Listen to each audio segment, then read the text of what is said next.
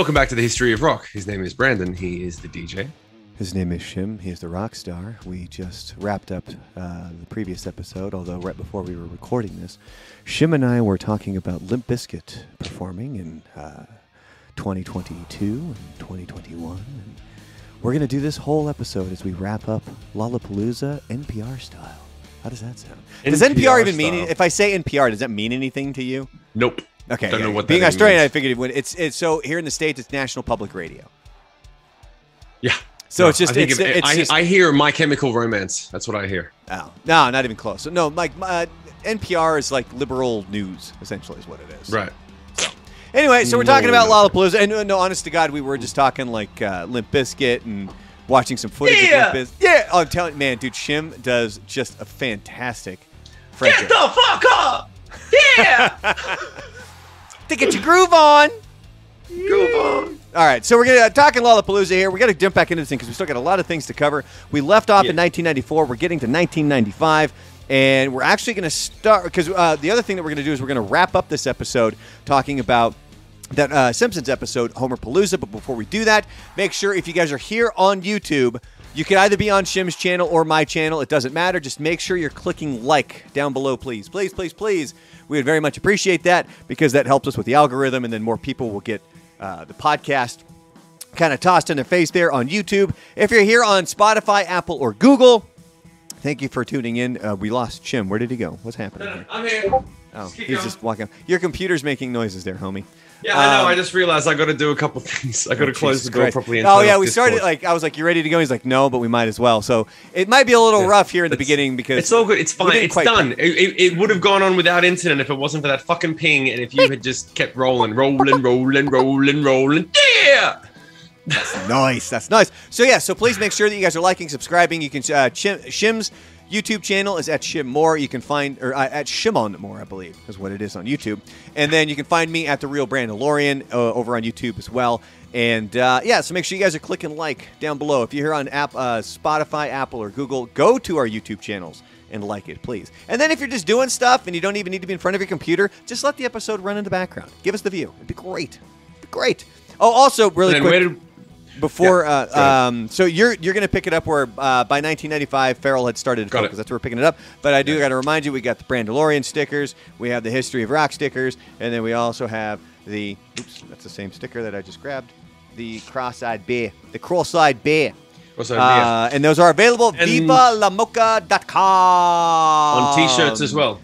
T-shirts as well. I'm hoping by the time this episode drops, they're up because we're planning way ahead. Like we recorded this episode a long time ago. When you're finally tuning into this episode, we recorded it ages ago. But anyway, go ahead. So Shim, kick us off on Lollapalooza.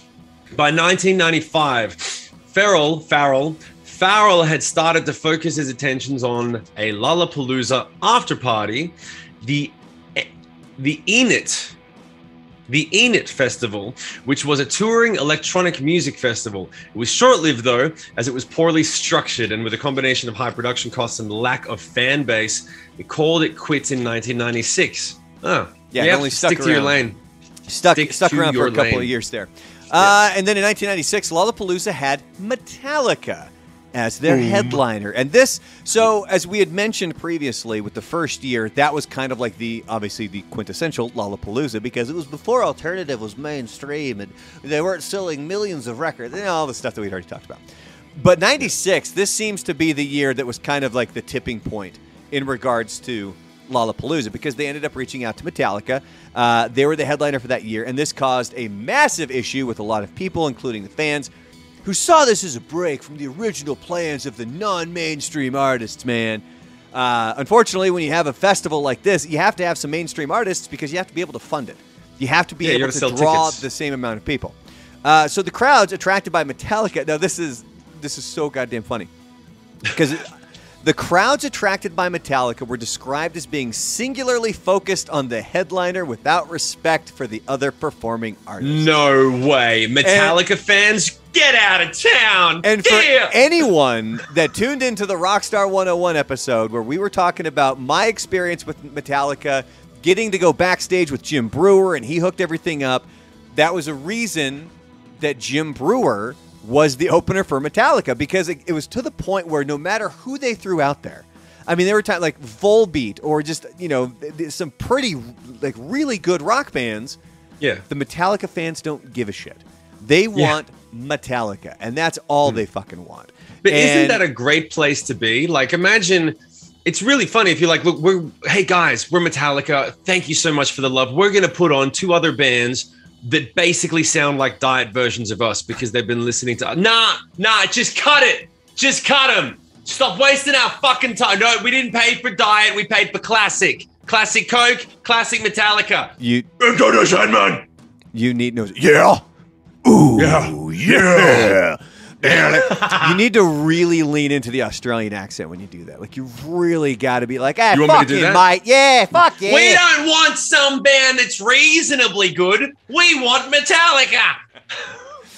We didn't pay for this shit. I fucking love when you do the reasonably good thing. It's still one of my favorite clips of when we were gaming where I was like, we were saying, what did you comment on? I don't remember. How would you say this? And Shim goes, I would say that was reasonably good. Yeah. That's it. It's fucking well timed. All right, go to the next one here. Where are we going tonight? Oh, back to that. The festival. Here we go. The festival, Lollapalooza, responded to the issues of booking Metallica by booking a variety of acts like country star Waylon Jennings in 1996, and then emphasized electronica groups in 97 with The Orb and The Prodigy. Interesting. So instead of dealing with the issue, they made it worse. Kind of sounds like it a little bit, and then obviously we'll get to that. And we'll get to that here in a bit, like not even in a bit, in just a few lines here, because 97 was really the last year that Lollapalooza as we knew it really occurred. And this is, again, like I've mentioned so many times in these episodes about Lollapalooza, it really reflected everything that was going on kind of in the 90s, obviously music-based as well, because it starts with grunge. Grunge really kind of died off with Kurt Cobain. I hate saying, died off, but like it went away when he passed away. And then I remember like EDM and electronica started to kind of be bigger towards the late 90s. I remember early 2000s, it was even bigger. Like raves were the big thing. I remember seeing MTV episodes, or like they would do these like specials on raves and ecstasy, the drug. Yeah, ecstasy. That was the ecstasy renaissance. Yeah, and they would always do these specials on, this is what you need to be looking for, and here are the dangers, and this and this. And I remember seeing that stuff in like 96, 97. And then I remember like 6 years later, 2002, and my friends were telling me, yeah, we're going to go to a rave. I was like, those still fucking exist? Like, I had no idea that had that lasting power. And then even fast forward like another 10 years, raves still happen, because if you give people drugs, they're going to love it. Like, I'm sorry, that's just the way that it goes. Raves will be around for as long as ecstasy's around, and hip-hop will be around for as long as weed's around. They're not going away. And rock will be around for as long as they keep making whiskey and beer. Yeah. No. And country will never fucking die as much as we want it to. Well, I mean, I think country's always going to be around, because as long as somebody's dog dies and their truck broke down and their wife left them, so they got to listen to something, some guy with a right? 6-string singing about the blue. Goddamn right. All right, so interestingly enough, and this is why I found it odd, because they had chosen Metallica to headline in 96. I'm assuming this timeline here that Sharon Osbourne reached out to Lollapalooza about performing in 95, because that created Ozfest. She was essentially told by Lollapalooza, he's not really what we're looking for when it comes to Lollapalooza. That's not the kind of acts that we want. So in 96, they started Ozfest. And that's why I found this weird, because Metallica headlined in 96. So I'm assuming Sharon had to have spoken to them in 95, because they'd already planned Ozfest for 96. That was the first year that they did it. And it didn't start out as a tour either. So it was the role reversal with Lollapalooza, where Lollapalooza started as a tour, went to a weekend thing. Ozfest was the opposite. And it was just a couple of dates, October 25th and 26th. One was in Phoenix. The other was in Devore, California. And yes, don't worry, we're going to probably do 3 episodes on Ozfest, because Ozfest was fucking amazing, man. Loved Ozfest. Loved Ozfest. By 1998, the tour couldn't find a suitable headliner, and the cancellation was announced. Spin magazine wrote about the festival's troubles that year. Lollapalooza is as comatose as alternative rock right now. Ooh, well, the tide rises and sinks all ships. Yeah. And it was interesting because as I was doing the research for this and watching a lot of videos, it talked about how Lollapalooza early on, it was bands that not a lot. I mean, shit, look at the side stage that we were talking about, where you had Rage Against the Machine and Tool, and they ended up getting so many people coming to them that they had to put them over on the main stage. They became the openers on the main stage, and looking back, it seems like they had the advantage of being able to book some of those acts for not a lot of money. Yeah. But that's the way that it works when it was alternative was still, I don't want to say young, but alternative going mainstream was young. Like that. When it was the alternative to mainstream music. So I'm thinking like of the timeline of when it became mainstream. It's at the very beginning of that timeline, of that part of it. And so they were able to book a lot of different acts for a lot cheaper. But once they really start to make it bigger, I mean, although we did find out that they offered up 10 mil to Nirvana to headline in '94, which obviously didn't happen. I can imagine Metallica had to have been paid a massive amount of money. There's no way Metallica does Lollapalooza for anything less than 10 million. Don't you think? Yeah, no, I would be certain. Like Metallica, I realized recently, Metallica is one of the bands that can never not headline. Like Kiss can never not. Rolling Stones, Kiss, Metallica. Like there's some bands that like they can never open for anyone else ever again, and Metallica's at the point now where they cannot even have anyone open for them. Yeah, that's like that. Those are the pinnacles. It's to the point where you can never open for anybody else, and then there's this rare tier up here where it's like you can't even have anody open for you because everybody only gives a fuck about you. Yeah. I mean, I remember hearing stories about bands would go on tour with Kiss and the Rolling Stones. Literally, the catchphrase was, "Why did you take that tour?" Everyone knows that Kiss and the Rolling Stones don't pay you. They literally don't pay you because they know full well we don't fucking need you. But they just have an opener because it's a rock and roll show.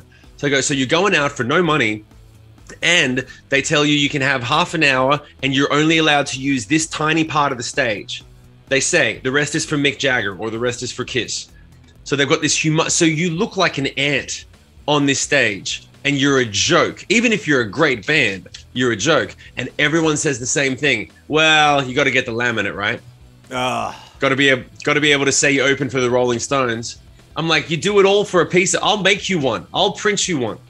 Save yourself. Shit. Dude, that's some merchandise we need to work on. We should do History of Rock podcast laminates. Laminates, that's a good idea, actually. I like that. All right, somebody remind me of that because I frequently say things on this podcast that I forget. Like, I think I was looking at my note sheet here, and I just randomly wrote tit implant from when we were recording Jane's Addiction, and I think that was when we were talking about Mia Khalifa, the porn star, where she took a hockey puck and it actually popped her tit implant.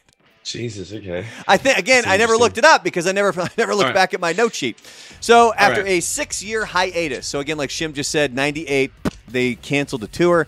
Pharrell put together a new Lollapalooza, included 30 cities from July to August of 2003, and it received marginal success, with many of the fans staying away, and most people thought it was because of the high ticket prices. Again, this was the tour where my good friend Brett Schenk was able to go backstage, supposed to interview Perry Farrell, and Perry Farrell said, "Who is that? From radio? Fuck them, we don't need them." And he stormed off. Little did I know you did. Turns out you did. Yeah. Oh, yeah, no shit. I just assumed he's pissed off because the low ticket sales there might. So the main acts that year, you had Jane's Addiction, Audio Slave. Now, here, listen to some of these. This isn't a terrible lineup. Jane's Addiction, Audio Slave, Incubus, Queens of the Stone Age, Outkast, and A Perfect Circle. I remember I wanted to, like, A Perfect Circle was the one band that I desperately wanted to see, and I wasn't able to make it. Obviously, Audio Slave, too, because I'd never seen Chris Cornell live. But I would have rather have seen Chris Cornell with Soundgarden over Audio Slave, which is really weird because, you know, I'm getting the best of Soundgarden and, well, not the best, but you're getting Soundgarden and Rage Against the Machine up there. With Audio Slave. The side stage that year, Steve-O from Jackass, who, by the way, kind of a dick. Doing what? What did he do? I think he like because he used to be a clown, like a carnival circus guy, right? Like so juggling he didn't have a and band. shit like that. And so I think he was just a performer, like the Freak Show, like that they had with. Shit, I'm forgetting the goddamn name, but like the Freak Show that they had. Yeah. And then there was Jim Kings Rose. of Leon. And 30 Seconds to Mars. 30. That would have been early on for 30 seconds. Yeah, so because this was 03. And this would have been when Steve-O, Jackass was already big at that point, so he might have been some kind of a draw. But again, kind of a dick. So for 2004, there was a Lollapalooza scheduled to tour with it consisting of 2 days in each city. Wow, so they really decided to double down. They had booked Morrissey. Mexicans love Morrissey, by the way. Oh, they do. Oh, my God. Oh, my God, they do. Go, continue on, though, but they fucking do, man. Why don't you put that in? Well, I guess you should say that one. You're the one with the Mexican wife. That doesn't. Because it's even funnier when you read it. Sonic Youth, PJ Harvey, the Pixies and the Flaming. That sounds like noise. Sonic Youth, PJ Harvey, the Pixies, and the Flaming Lips.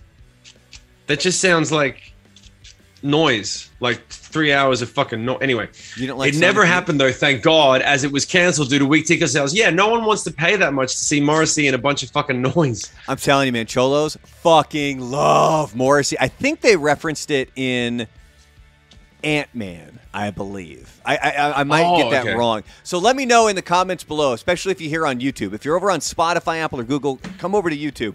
Comment below, because I found that out when I first moved here to El Paso. I heard about it kind of on the radio station, and we would have people call up, and they're like, yeah, Cholos fucking love Morrissey. Like, love him, and it's fucking amazing. Awesome. Like, it's great. So by 2005, what's up? I was going to say, by 2005, he's still going. Go ahead. Yeah, well, Farrell, he'd partnered with some new companies to kind of resurrect Lollapalooza as a 2-day destination festival in Chicago's Grant Park. So the first iteration of this happened. So like we talked about, it went from being a touring festival to kind of like a destination festival, which ended up being Chicago's Grant Park. They had 60 acts on 5 stages, and it brought in over 65,000 attendees, despite the fact that the Sunday of the festival, it was 104 fucking degrees. Oh, my God. Well, that's a good turnout then, at least. Which is about, as we're recording this episode, about how hot it's been here in El Paso. Like, we're pushing, we're triple digits, baby.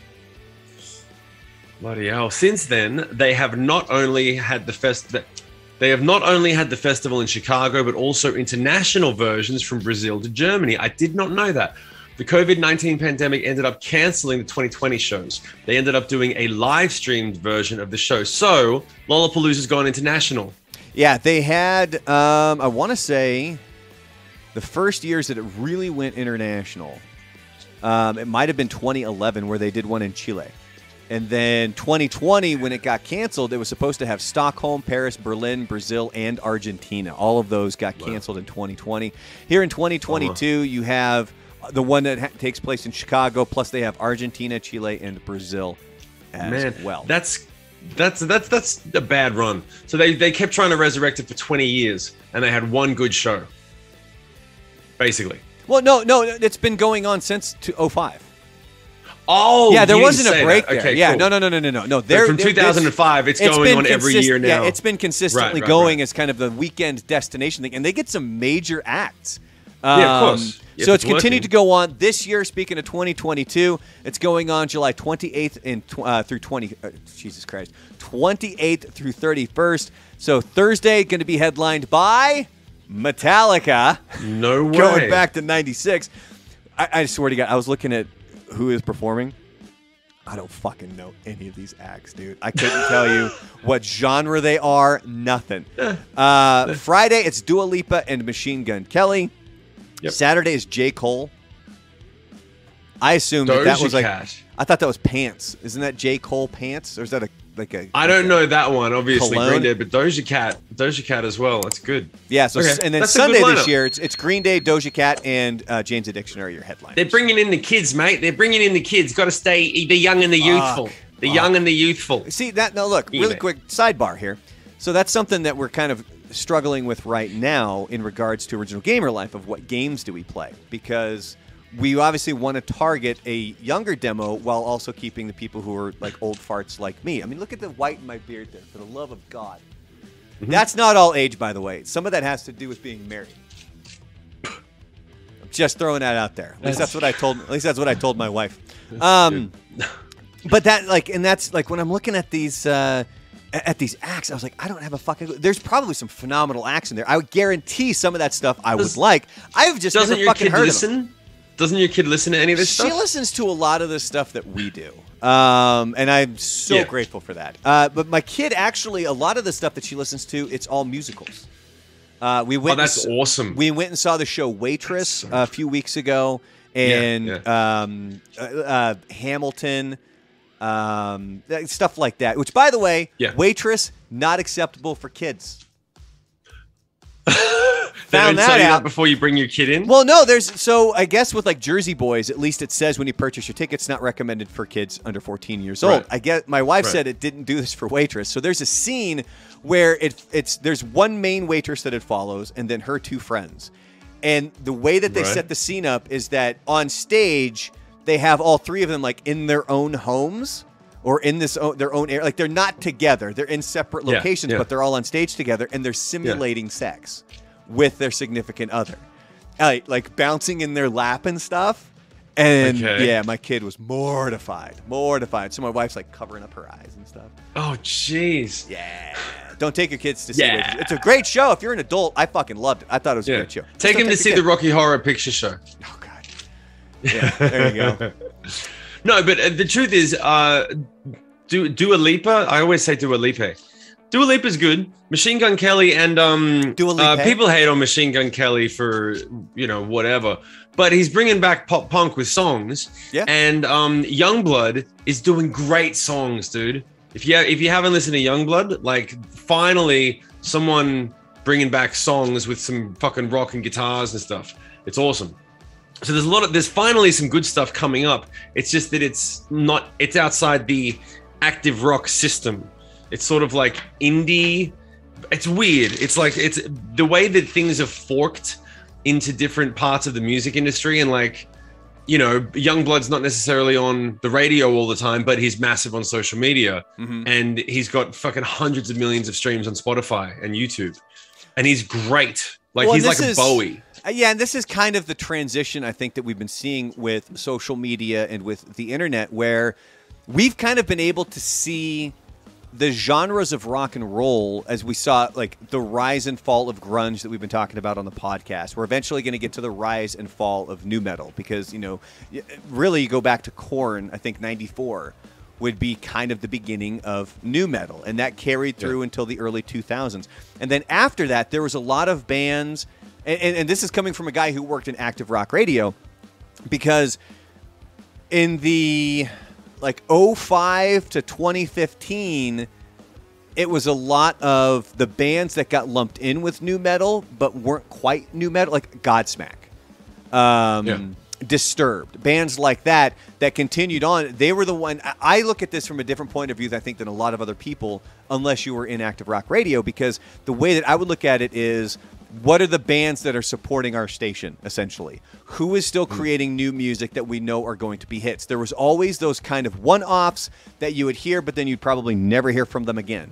The ones that were always consistent, you always have Disturbed out there, Godsmack, who I can't wait to talk about them, because the way that they transformed and continued sounding like Godsmack, but not sounding like Godsmack. I thought it was fucking brilliant.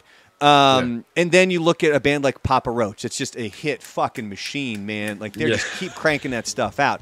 And so my perspective is different, because now that you're talking about somebody like Youngblood, who doesn't get necessarily like a rock radio airplay, it doesn't mean he's not rock. It doesn't mean the stuff that he's doing isn't good.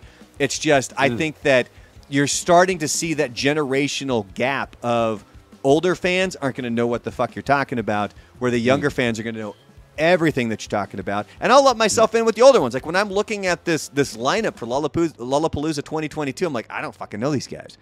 But then that tells me, go check them out. Go pay attention. But it's so fucking many. Oh, it's so many acts. There's so many bands. Like, I don't have time to sit through 60 fucking bands. Well, that's a lot. Listen to them while you're streaming. Yeah. Well, see, and that's what I normally do when I'm prepping the podcast. I tend to listen to whatever band we're talking about. So Jane's Addiction, I was listening to Jane's Addiction, Green River, Mudhoney, whatever it is. When it came to Lollapalooza, one of the first bands that I put on a heavy rotation was Susie and the Banshees. that headliner for the very first one. I had never even heard of I mean, I may have, but it fell out of my brain at some point in my life. Right. And it was good. I enjoyed it. I thought it wasn't so bad. It also got me back into listening to some of the Butthole Surfers. Gotta love the Butthole Surfers. Pepper, great song. Love playing that one. Yeah. So anyway, that was just kind of a long ramble there about music and the state of music and all this other stuff, and the fact that I'm old. Again, check out the white in the beard. But that's your marriage. Yeah, that's true. All right, so on this date, this is where I've been looking forward to this part. So we've been talking about this for a couple of episodes now, and it has to do with Homerpalooza, which is the Simpsons episode where in the episode Homer, I believe it's the school bus crashes, and so it's out of commission. So Homer has to take the kids to school. He picks up other kids like Milhouse along the way, which, by the way, Milhouse might be the most underrated Simpsons character of all time. That might be a discussion we have to have at some point.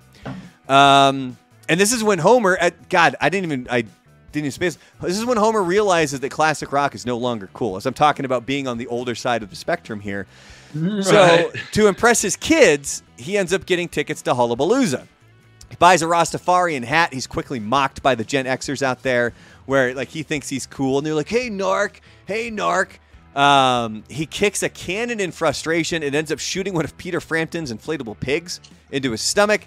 This lands him a job on the Freak Show, where he goes on tour taking cannonballs to the stomach. Now, this is where I mentioned put a pin in that one comment from Perry Farrell in the previous episode, where he was talking about alternative being people who are all about peace and science and that other stuff, and I mentioned peace specifically.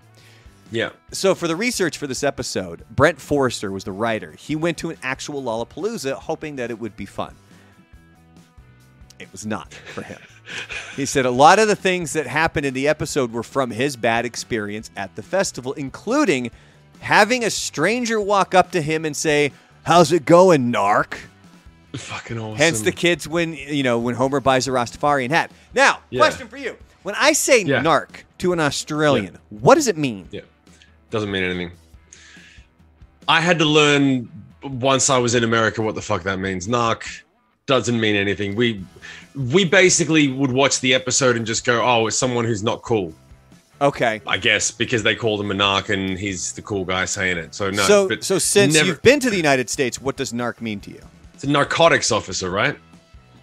That's basically a cop. A guy who's there to spoil all the fun and crack down on all the drugs and kill the party. Exactly. In Mexican culture, it's the exact opposite. It's the bad guy.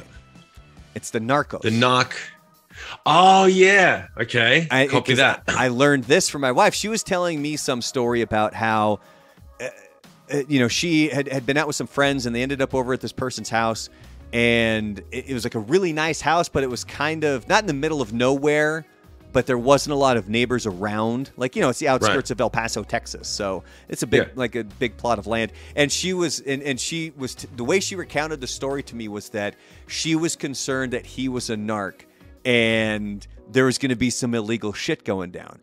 And I was like, well, wait, if he was a narc, then that would be good because he's the guy, he's the cop, he's the officer. And she's like, no, what are you talking about? The narc is the bad guy. How long have you been married? How does this keep happening to you? Shouldn't you know all of this by now? No, this was like when we first started dating. She was telling me about this story. That's me telling you it's in the past. It was a long time ago. Like I think this was one of the first conversations we had. Come to think of it. That was a beautiful face right there, by the way. Yeah. Love that. So for anybody who's not watching video, you got to check that out with Shim. So that's another thing where I learned that, the way that I grew up in Mexican culture, completely different. Narcos. Yeah. Two completely different things. Who would have thought that Mexican culture was different to American culture in any way? And silly me for thinking they should be the same. Right. All right. It makes sense since they did it. They did the whole show called Narcos, right? Yeah. And that's how I was like, oh yeah, so that's why the episode's called that. Oh, this is where I heard about half of these bands as well, because I was into the Simpsons way before I was into music. Keep going. Okay, so during Homer's confrontation with the crowd at Hullabalooza, there's a brief shot of No Doubt standing behind him, the band No Doubt. So Eric Stefani, that's Gwen Stefani's brother, he was not only in the band, he was also working as an animator for The Simpsons at the time. He added them into the scene. Really? Apparently, yeah. So they weren't actually, it wasn't written I don't think so. Wow, from what I saw that's was that so great. Was that he was like, you know what? We've got this little brief scene behind. Let's add him in or add us in, and so he did. And so he didn't ask anyone. He just was like, it's not in the script. He just was like, I'm going to put him in. Again, I'm not. No one would have said anything. I mean, it's literally you're at Lollapalooza. Yeah. No doubt's one of the biggest bands in the world. I didn't realize that he was one of the animators. So wait a minute. You're telling me that Eric Stefani, Gwen Stefani's brother, was not only in the band, he was also working as an animator in The Simpsons. That's what I read. And he drew himself in the band. He drew No Doubt into the scene at the Lollapalooza episode of The Simpsons back in the day. Yeah. And no one said anything. I'm assuming they were just like, yeah, whatever. Like, because 96, like, No Doubt would have already been huge by 96. Yeah. No one's going to... The thing is, you'd actually consider it a selling point. You'd be like, we're going to clip that bit and put it as the ads for this week's episode of The Simpsons. And so all the No Doubt fans can go, yeah. But Gwen Stefani didn't actually say anything. She wasn't in the episode. They drew her in the background. Yeah. Yeah. Imagine being Gwen Stefani or any of the band members and being like, oh my God, we're in The Simpsons. No one asked, but that's awesome. Like, imagine just popping up in The Simpsons one day. You know what I mean? Being like, holy shit, I'm in The Simpsons. Yeah, it's amazing. It says here that he studied animation at the California Institute of Arts in 1991. I guess was No Doubt way later than I'm remembering? Were they late 90s? For some reason, I thought they were 94, 95. Nah, they were a little later. They were the same time as they were after Bush. I think they were after Bush because they opened for Bush. Well, she was after Bush for a while. Yeah. That's a good one. I got to nail it. Yay! Gosh, yeah, what were those years? Where's the goddamn... Oh, yeah, Tragic Kingdom, I guess, came out in 95. And that was kind of the first... That was a real first big album. That was the record. Yeah. All right, let's go back to the Simpsons episode here, Homerpalooza. So the writers, they wanted to have several genres of music represented in the episode. So, of course, they had Sonic Youth and the Smashing Pumpkins. That's the alternative aspect. Cypress Hill, which was the rap aspect. And then Peter Frampton, which is classic rock. As I was doing this, I'm like, so wait a minute. So is that contradictory? Because early on in the episode, Homer finds out that classic rock isn't cool, but Peter Frampton is on Lollapalooza. Yeah, it's very contradictory. And so is Bob Dylan, who was originally sought after to do the episode. Oh. Not sure why they went with Frampton, but Pearl Jam was also approached to be in the episode, but oh my God, no way. They declined to be part of a commercial endeavor. Because they're so cool. You hear that, Jammies? That's for you, Jammies. Because Pearl Jam's above the Simpsons. I'm pretty sure they've probably been on the Simpsons. Oh, dude, that's right. Keep going. Hold on. So let me go back really quick because the Cypress Hill thing, I've got a very fond memory of that. And it's the one scene where the stage manager comes back and he's like, I've got the London Symphony Orchestra here. Did anybody hire the London Symphony Orchestra? Possibly Well High, Cypress Hill. I'm looking at you. Looking in your direction. And they were like, can you play Insane in the Brain? And they're like, we mostly play classical. And then they actually start playing to Insane in the Brain. And I remember the first morning show that I interned with, we used that as a bumper. And we were in stitches every time because it's so fucking funny. The way that it's written of Cypress Hill, possibly Well High. I'm looking at you. So anyway, go take the Courtney Love thing.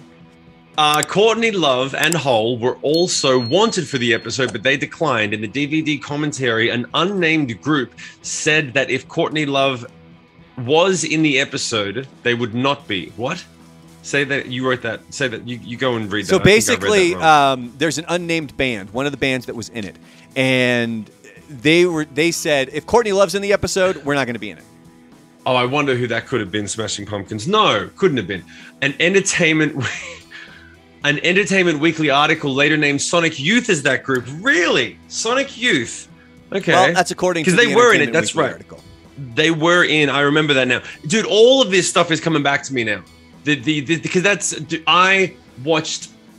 I was the kid that watched so much Simpsons that I knew every line of dialogue for the first 5 or 6 seasons. Yeah, I spent right there with you. Years watching. We would tape it, and we would tape it, and then push pause on the VCR when the ads would come up, and then we would know that the ad for a show that was coming up afterwards. That's when you start recording again. So that's when you start recording. Like a bumper. Yeah. So we would try to, and we made 15 tapes of all of the seasons.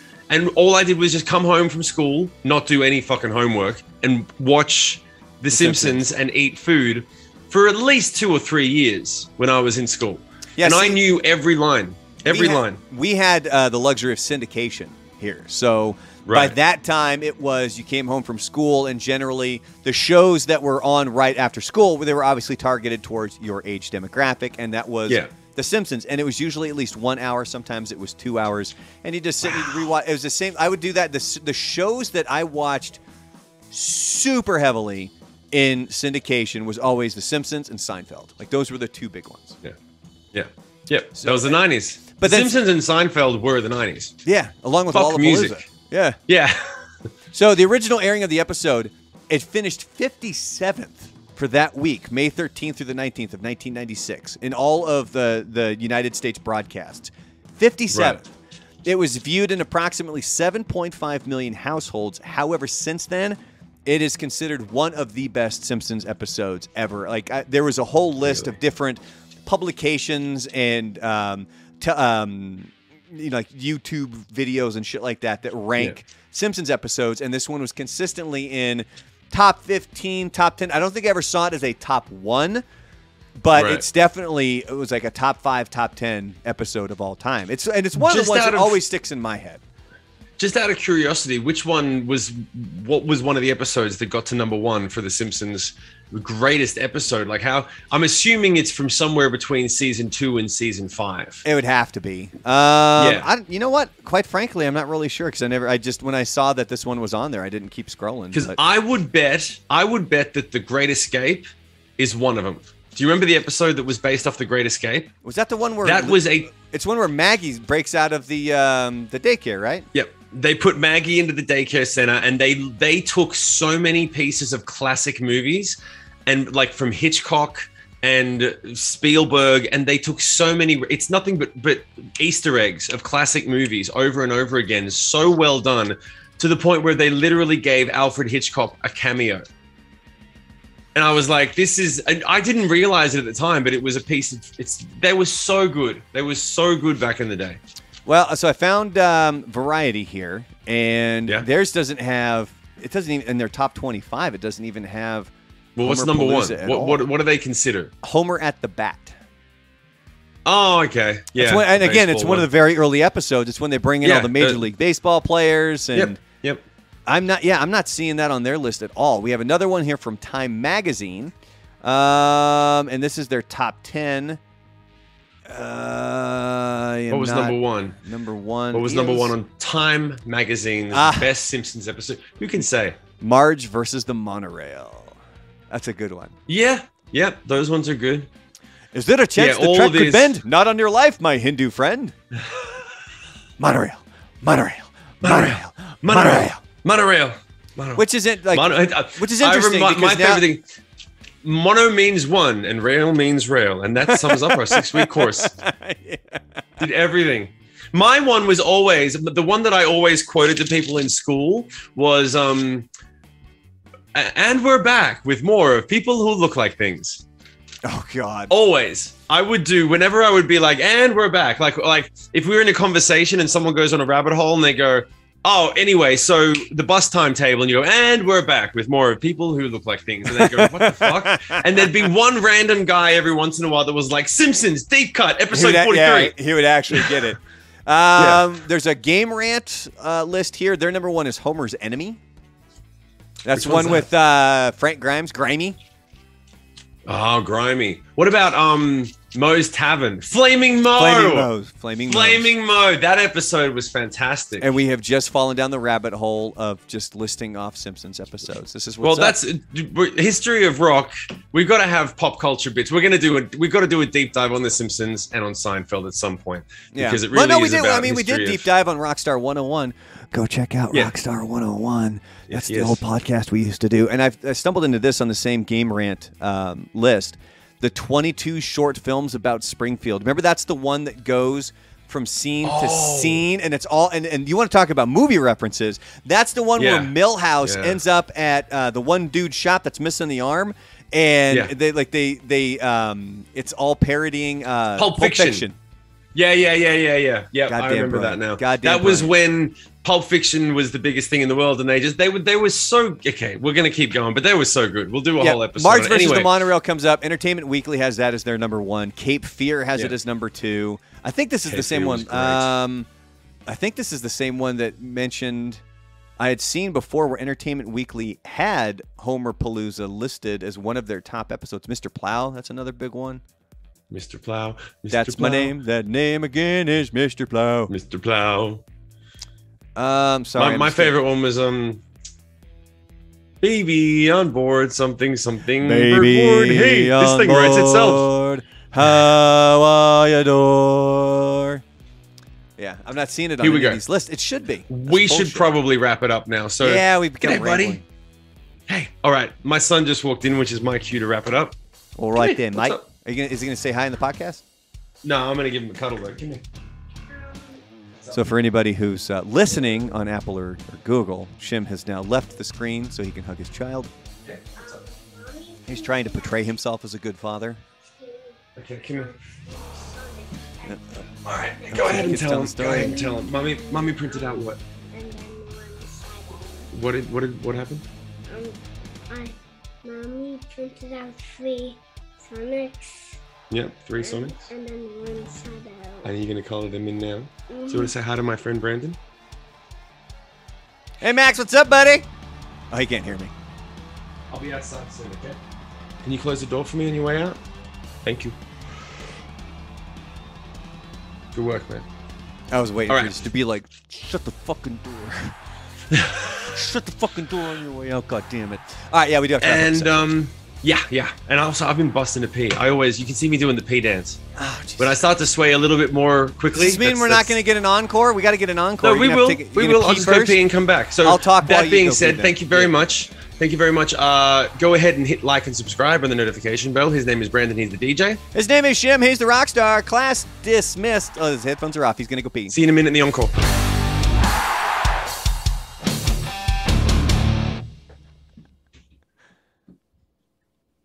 And we're back for the encore. How's everybody doing out there? The name's Brandon Coates. You're listening to the History of Rock podcast, the podcast that I've done by myself and Shimon Moore, former lead singer of Sick Puppies, the original lead singer of Sick Puppies. And is Sick Puppies even a band anymore? I saw that Emma left to go. I think she joined Evanescence, actually. But yeah, so we were talking about The Simpsons. Apologize for the rambling there. If you guys like that, let us know. If you don't like it, let us know. We really don't care. Let me rephrase that. We care what you think. Like, we don't care if you're critical of us. Like, we would rather you give us a straight dirt there and let us know exactly what you think of us. If you would be so kind as well, if you're here tuning into this podcast, make sure you guys head on over to Original Gamer Life on YouTube. That's essentially the company that I'm working for right now. We're putting up a bunch of clips. You got gaming news, gaming clips. There's a fucking hilarious clip. This was done. I'm trying to think of when we're recording this and when this is going to air. I think it would be about a month ago. And it was us playing Phasmophobia.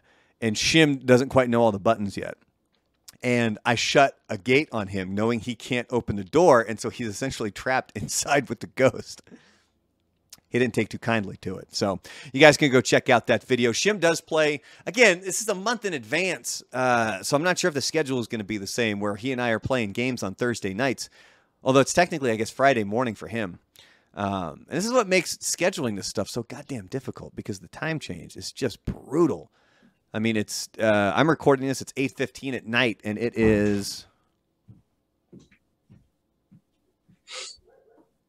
It's just after noon there right now, right? It just went to 12:15. Yeah. It's difficult. I was explaining how eventually, like when this finally airs, it's going to be like a month from when we recorded it because I have my vacation coming up and stuff. And then I was talking about the time change and how that's just a bitch because we go kind of from 8-hour difference where technically you're way ahead, but the easier way to look at it is I'm 8 hours ahead of you. It's noon there. It's 8 p.m. here. And then that randomly changes to 6 hours like that during daylight saving. We might get rid of daylight saving here in the States, by the way. Really? Is that for real? I heard rumors that things are in the works where they could potentially get rid of it. We don't fucking need it anymore. Everybody says it was started for farmers. I believe it was actually started for World War II. But well, we're about to enter World War III, so yeah, we've been saying that for years, baby. No, I only feel bad because when we start recording first thing in the morning, I'm still yawning. I'm still trying to fucking wake up, and I can be on, but every once in a while when you talk, and I'm bored out of my mind with the shit that you say, I just go on camera. It's not a good look. Look, buddy, you can see me yawn when I'm talking, so that's nothing against you right there, because apparently I even bore myself. Yes, it's not. This is where the gray comes from. That's how the fuck we do it here, right, mate? I don't know. It was good talking Simpsons, though. We got to start planning some future episodes, though. Do we want to go straight into Woodstock? Yeah, makes sense. Okay. Because and by the time this airs, like I believe, if I look at the schedule, I think. Let me check my calendar here, mate. I think this will be July 4th, Independence Day. Oh, perfect. So that's about a month away from when we're recording it, because today is June 6th. So we've got Jane's Addiction Part 1 dropped this morning. Jane's Addiction Part 2, Lollapalooza. Yeah, Lollapalooza will be on July 4th, actually. So at that point, we will probably have already had at least one episode of our special edition songwriting episodes. Hopefully. Should be about 20 minutes. I love that you're eating right now. That's great. You never have that thing. Are you joking? You eat and one of your glands gets pinched. Like you're so hungry that your mouth actually goes, give me food. And it's like there's a little receptor here that kind of picks up and then it pinches sometimes if you're not ready. No. Just me. Yeah. Oh, I was in the hospital last weekend. Did I tell you that? Why? No. It was apparently a very, very, very bad bout of gastritis. So much fun just being doubled over in pain for hours on end. Gastritis, what does that mean? Like gas or like you had a gastrointestinal it's basically like my stomach acid has completely eroded the interior of my stomach. So now it's just burning away the lining of my stomach. It's so much fun. It's amazing how strong stomachs are. You know, the lining of your stomach, you can't actually cut it with a knife, and even scalpels, like you have to have a really razor-sharp scalpel. Like, it's so tough. Well, and that's the one thing that the doctor told me. He was like, look, he's like, he kept aligning it to my diet, where in the back, we went at like 2 a.m. Like, I woke up in excruciating fucking pain that night, and I was like, fuck this. And I was like, I finally got to the point after like an hour of just misery. I told my wife, we got to go to the hospital. So we did. Yeah. And then the doctor was like, you eat spicy foods? And I was like kind of, like not as much as I used to, sure as shit. And I actually eat really fucking healthy. I think a lot of it's more stress. Or just anxiety, quite frankly, is really what it is. Not stress, because I'm not stressed out about anything. I got a vacation to Hawaii coming up. When this finally airs, we've already been to Hawaii. You'll see me with a nice fucking tan and everything. But so he was like, you know, because your stomach, it's really like if you were to stick your hand in your stomach, the acid would eat away all your skin. Like that's how brutal that stomach acid is. Yeah, and he goes, and what's happened right now, what's going on in your stomach is that lining and the mucus and everything that protects your stomach, it's fucking gone. So right now that acid is eating your stomach, and it's like awesome. So it's been nothing but like, oh, and you got to go to the bland diet, like eating bananas all the time, and the brat diet was bananas, rice. Oh, what are the other two? Damn it. I could have sworn one was bread. Brat or brat? Brat, B-R-A-T. Brat diet. Bananas, rice, applesauce, toast. Wow. I don't do that specifically, though. No, I eat more than that. I'm not a pussy. How long you got to keep that up for? I'm a pussy. What? How long do you got to keep it up for? I mean, it was really like, so essentially it was basically make sure that I'm taking omeprazole. That lowers the stomach acid. And then I'm taking like a probiotic. Apple cider vinegar helps because that helps balance your stomach out a little bit. I'm taking a ton of shit to kind of lower my anxiety because that fucking sucks. And then it's like 2 weeks. Hopefully everything will kind of balance itself back out. And then I can not necessarily, I can't go back to doing what I was doing, But I wasn't even doing anything all that fucking bad. Like it's not like I was putting hot sauce on everything. It's not I put salsa. It probably on is this. It probably is the anxiety, man. Because I hate anxiety. Your body receives anxiety the same as stress. So if you're constantly under stress, then you're going to have those manifestations. That's the one thing that I was talking to the doctor about, where because I was also having chest pains that night as well, which is just the telltale sign of fucking anxiety. And so when I was talking to him about that, I'd mentioned, I was like, because my anxiety's been really bad, but I felt like I have it under control. Like it's not as much in my head anymore. I'm not constantly worrying about things that are never going to fucking happen. And it wasn't as bad up here, but the doctor was like, it's probably because it's now passed to your stomach, and your stomach is what's physically manifesting with the anxiety, which is why you're dealing with this shit. And it fucking sucks. I don't like it. Mental health, much folks. better. Mental health. Better that you can't sleep and your brain keeps you up all night thinking about the worst outcome. But at least you can eat hot dogs and fucking wings with hot sauce. Yeah, with hot sauce. Yeah. Yeah. So anyway, so that was fun. How did we get on that? Sorry, you're talking about the pinch in your neck. Yeah. It happened again. Yeah. Oh, I took a rabbit hole down that one. Yeah. So anybody, if you guys want to help, here you go. Check out this plug. Are you ready? If you guys would like to help me with my anxiety and help lower my anxiety, make sure you guys go to vivalamocha.com and purchase our merchandise. There you go.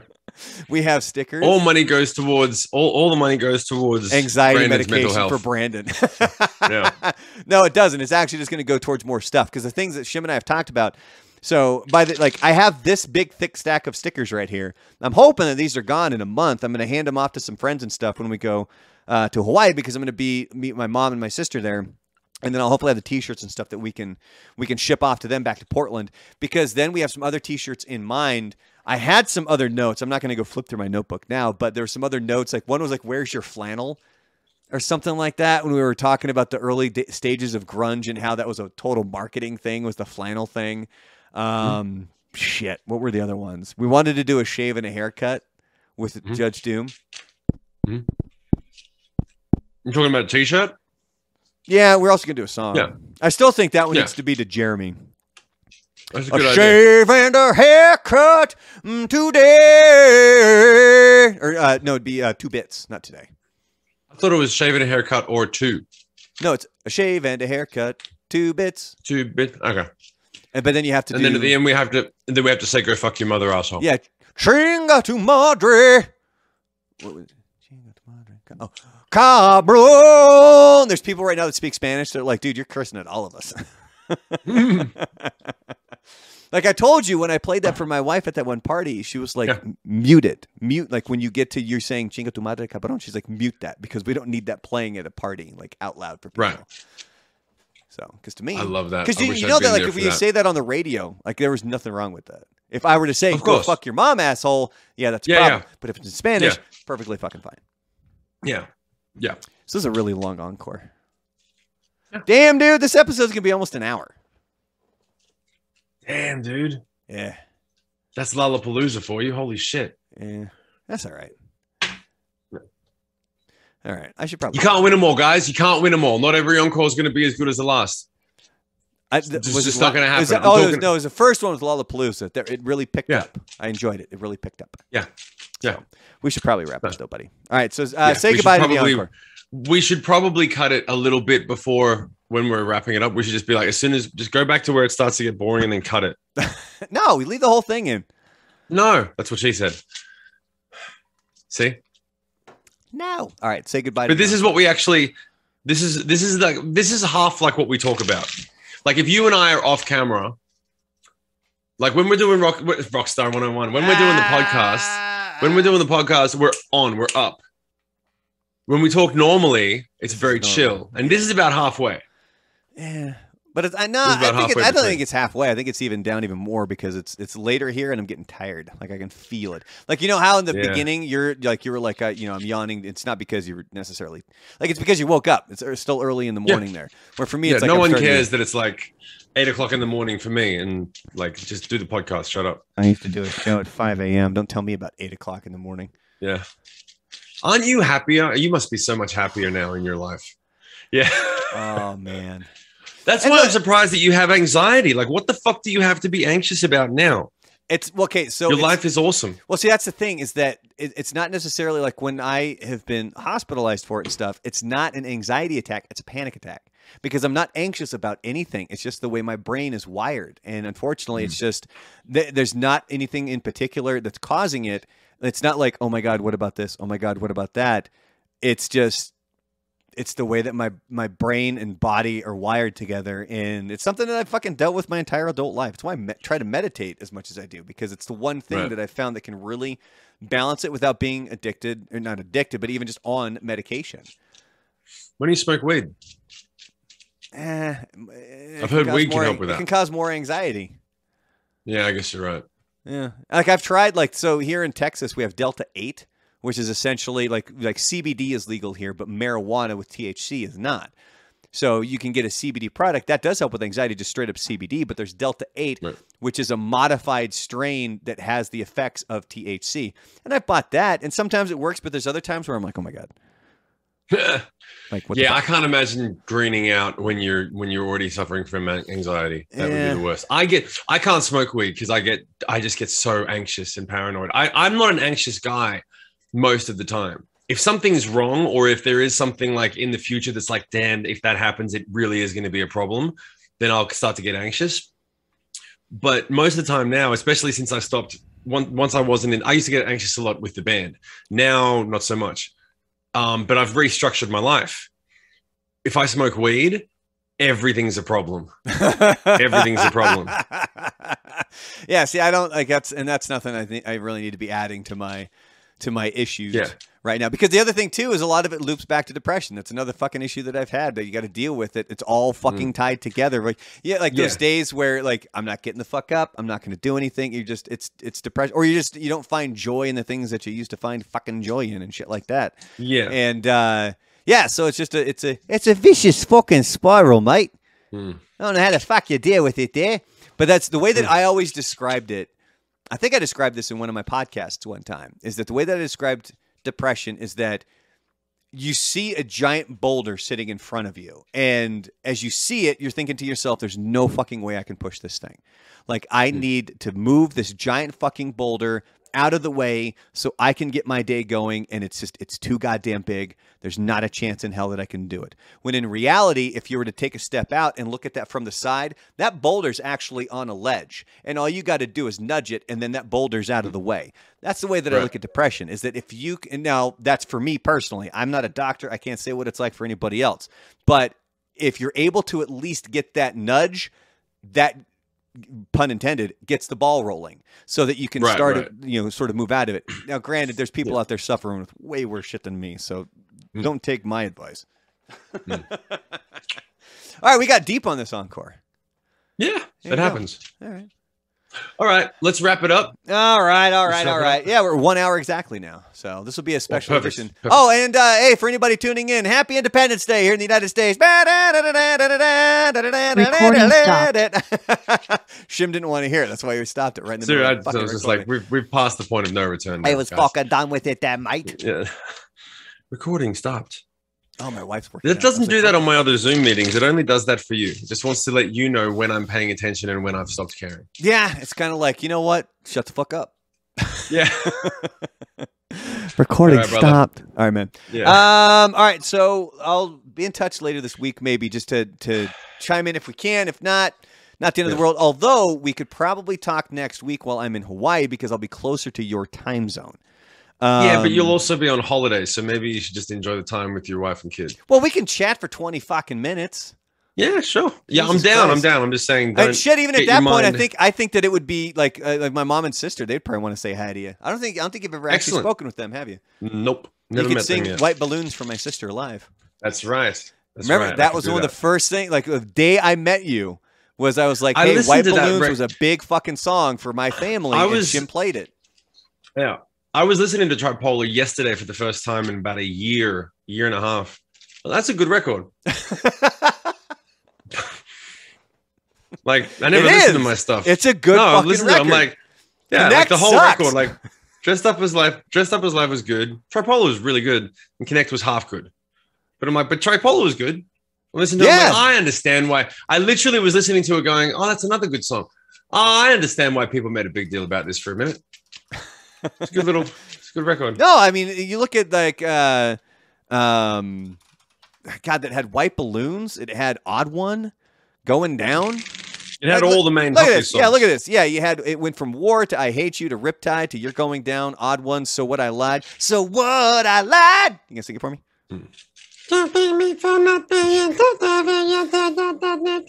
Survive. Should have known better. Maybe. God, I still remember hearing Maybe when I was in Walmart. Don't Walk Away, Master of the Universe, In It for Life, and then of course White Balloons. That was the big one. Yeah, that's a good record. It's good songs. Good songs, Mike. And then Polar Opposite too. Look at that. Yeah, there you go. Hey, let me ask you a question. We had the run. Let me ask you a question. We have to do the run. Yeah. What happened? What happened? Fuck off. I knew it. I knew it was coming. What happened? What happened to you, man? What happened? I'll tell you what happened. You want to know what happened? I'll tell you what happened. 100 bad guys with swords. So for anybody who doesn't know, like this is how we'll wrap up the encore.